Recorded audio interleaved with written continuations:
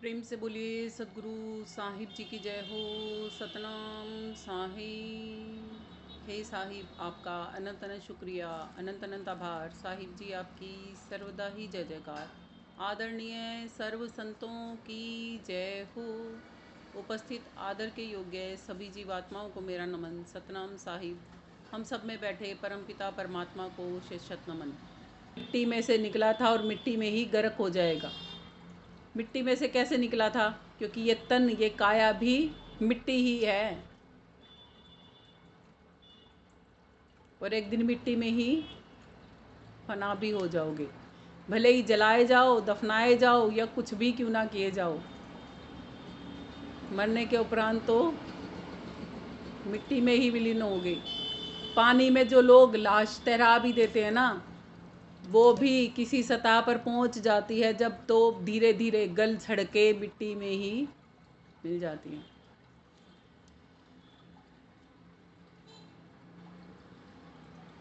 क्या बस मिट्टी में मिलने के लिए ही मानव तन धारण किया था? क्या केवल देश विदेश उपग्रहों की खोज के लिए ही मानव तन धारण किया था?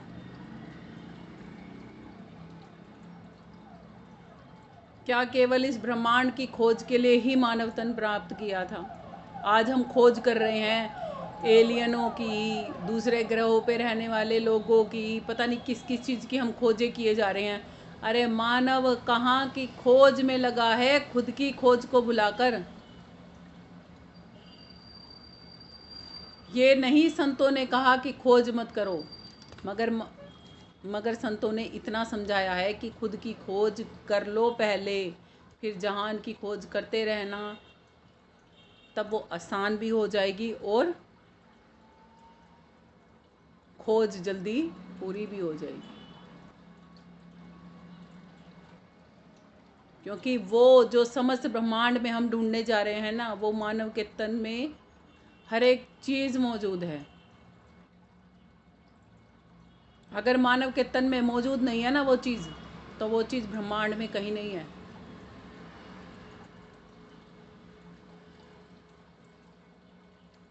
परमाणु बम, अणु बम सब मानव के दिमाग की ही तो देन है। अगर उसके दिमाग में ना होता तो बाहर कहाँ से आता? आ जाता। तो देख लो, आपके अंदर ही सब कुछ है। जो भी आप बाहर खोज कर रहे हो ना, वो सब आपके अंदर रखा है, तभी आप उसको बाहर खोज पा रहे हो।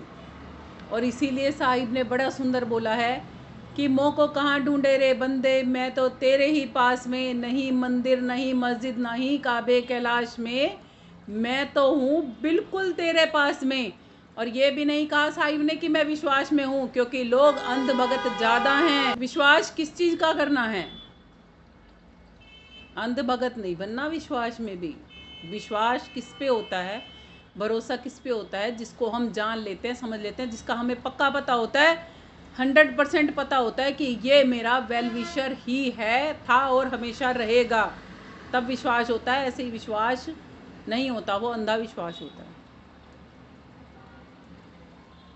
जो हम करते हैं ना, हम संसारी एक दूसरे पर, आपको भरोसा नहीं है क्या मुझ पे? भाई जान ना पहचान, तू मेरा मेहमान। भरोसा बहुत बड़ी चीज़ होती है, छोटी मोटी चीज़ थोड़ी ना है। जन्म जन्म बीत जाते हैं इंसानों पर, भरोसा नहीं कर पाता इंसान। भरोसा शब्द बहुत छोटा नहीं है, विश्वास शब्द बहुत छोटा नहीं है। जिस दिन किसी पर पूर्ण रूप से विश्वास करने सीख जाओगे ना, और जिस दिन तुम पर कोई पूर्ण रूप से विश्वास कर लेगा, समझो परमात्मा बहुत निकट है। परमात्मा घट में कहीं बैठा है, तब सामने वाला तुम पर विश्वास कर सकता है। और जब अपना आपा ही हमें दिखता नहीं, परमात्मा हमें दिखता नहीं कितनी पास बैठा है, तो वो आप पर भरोसा कैसे कर लें? नकली भरोसे हैं ये सब। मेरे दृष्टिकोण से तो नकली हैं, क्योंकि मैंने तो संतों के दृष्टिकोण से ही देखा है, जाना है, समझा है। संतों ने जब भरोसा किया था ना परमात्मा पे, फिर उन्होंने, उनको किसी ने भी, संतों ने जब परमात्मा पे भरोसा किया था, तब उनको किसी भी व्यक्ति विशेष ने भी क्यों ना कुछ भी बोला हो, अच्छा या बुरा, उन्होंने सबको अच्छा ही दिया, हमेशा किसी को बुरा नहीं दिया। सबका परमार्थ किया, सबका भला किया। क्या हम हैं ऐसे? अपने आप पर एक क्वेश्चन मार्क लगाकर पूछ के देखो, क्या हम हैं ऐसे? यदि हाँ हम हैं ऐसे, तो हम कह सकते हैं कि क्या आप हम पे भरोसा करोगे? और वो भरोसा आप जब सामने वाले को बार बार दिलाओगे तब होता है। ऐसे नहीं कि कह देने मात्र से भरोसा हो जाता है। आप कुछ करनी तो करो ऐसी कि कोई भरोसा कर सके आप पे। परमात्मा तो बहुत बड़ी करनी करता है। परमात्मा ने हमें मानव के तन में बिठाया, इससे बड़ी करनी परमात्मा हमें क्या करके दिखाएगा हमारे लिए? हमें अपने घर आने का रास्ता बताया, हमें अपनी पहचान ढूंढने का अवसर दिया, हमें लक 84 से छुड़वाया। अब हमारे को पूर्ण रूप से अनंत की इस यात्रा से परमात्मा अपने घर भी लेके जा सकते हैं, बशर्ते हम जाना चाहें तब तो ना। इस आवागमन के चक्रव्यूह को छोड़ना चाहें जब तो ना, जड़ चेतन की ग्रंथि से परे होना चाहें जब तो ना, अपने आप को चेतना में महसूस तो कर पाएं तब तो जाएं ना परमात्मा के पास। खुद को सारा दिन तो मनुष्य है, मानव कहते रहते हैं, और तो बड़ी बात स्त्रीलिंग पुरलिंग में ही उलझे रहते हैं, नामों में उलझे रहते हैं, जातियों में उलझे रहते हैं, धर्मों में उलझे रहते हैं। जाने आज का मनुष्य कहाँ कहाँ उलझा पड़ा है। मन का क्षय करने वाले को मनुष्य कहा जाता है।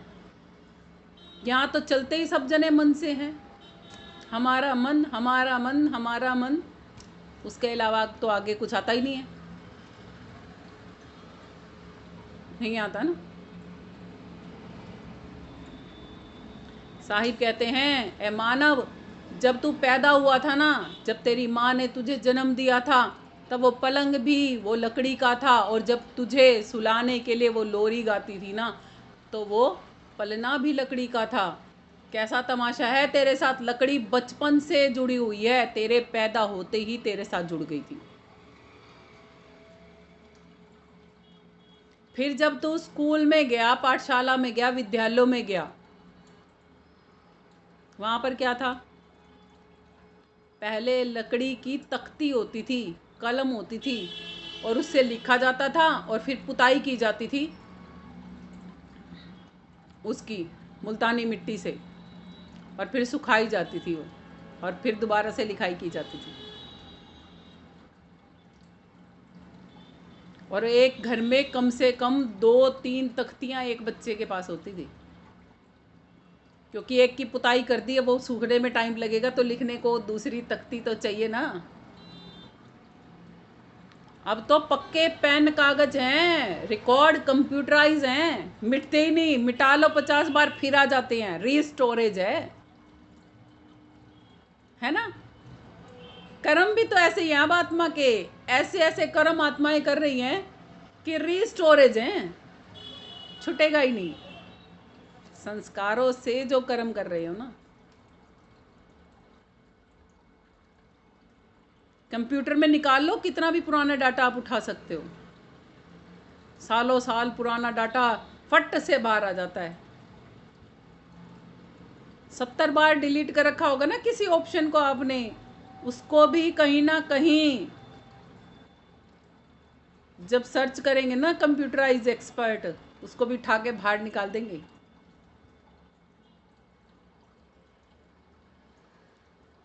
देखा है कभी सीआईडी वगैरह जैसे प्रोग्राम आते हैं ना, उसमें सालों साल पुराने डाटा कैसे झट से बाहर निकाल देते हैं। वो भी मनुष्य ही हैं, वो तो सीरियल हैं, रियल लाइफ में भी ऐसा ही होता है।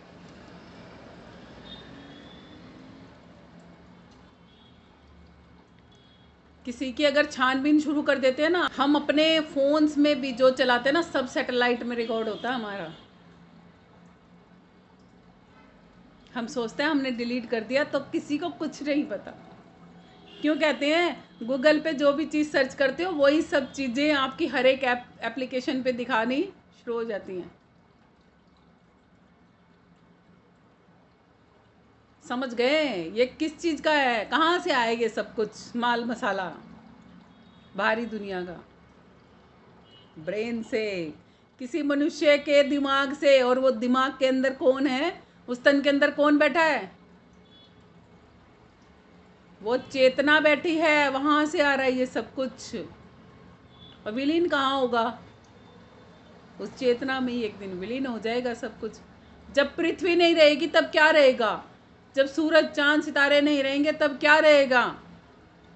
जब वायु जल अग्नि पृथ्वी कुछ नहीं रहेगा तब क्या रहेगा? सोचो।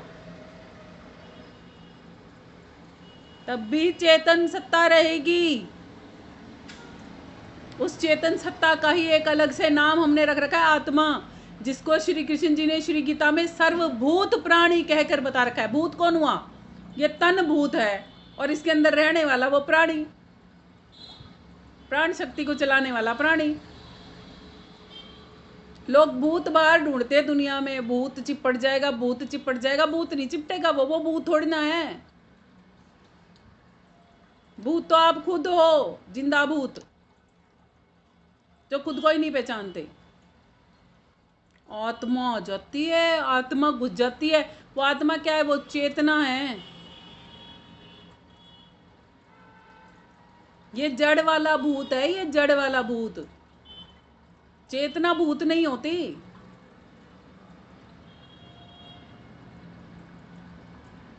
एनर्जी क्या? एनर्जी है चेतना। एनर्जी पॉजिटिव भी है, एनर्जी नेगेटिव भी है। ठीक है। अब जो एनर्जी नेगेटिव है उसको हम कहते हैं बुरे भूत हैं, जो एनर्जी अच्छी है उसको हम कहते हैं अच्छे भूत हैं। हम खुद क्या हैं? हम क्या एनर्जी नहीं है? हम में से क्या निकल जाएगा कि ये शरीर फना हो जाएगा? वो एनर्जी का सोर्स ही तो निकल जाएगा। जो प्राण शक्ति ले और छोड़ रहा है वो एनर्जी वो ही तो चली जाएगी, वो चेतना ही तो हट जाएगी इस तन में से। अब आप इस तन में रह के अपनी एनर्जी को बैलेंस, क्या कहा जाता है, यिंग यांग वाली एनर्जी बैलेंस में लानी होती है। ब्लैक एंड व्हाइट को बैलेंस करना होता है। यिंग यांग का सिंबल देखा है कभी? उसमें आधा सिंबल ब्लैक कलर का बना होता है, बीच में वाइट सा होल होता है, और आधा वाइट बना होता है, उसमें ब्लैक होल बना होता है। आप देखना कभी। इसलिए कहा जाता है अपनी एनर्जी को बैलेंस में रखो। शिव का मतलब शिव जी ने खुद कह रखा है, शिव नहीं शव है। कब? अगर ई की मात्रा, शक्ति की मात्रा नहीं है तो। समझ गए? अब हमारा शरीर कैसा है? शिव जी की तरह ही अर्धनारेश्वर है।